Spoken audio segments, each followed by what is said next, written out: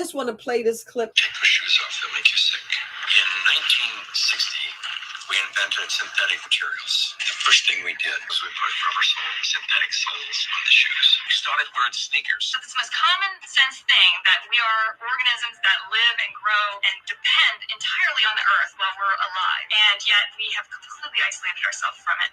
We're so disconnected that it becomes this weird thing if we actually slip our shoes off. This was the single thing that probably caused the proliferation of inflammation-related health disorders far and above anything else. In simple terms, grounding is literally putting your bare feet on the ground. When you do that, you're in contact with the earth, and Mother Earth is endowed with electrons, and these electrons are literally absorbed through your feet. It's like taking handfuls of antioxidants, but you're getting it through the feet. Grounding means connecting to the earth to support the specific function of the organs of your body. It supports the body as a whole, but it specifically supports organ systems down to the tissues and the cellular function of the entire body.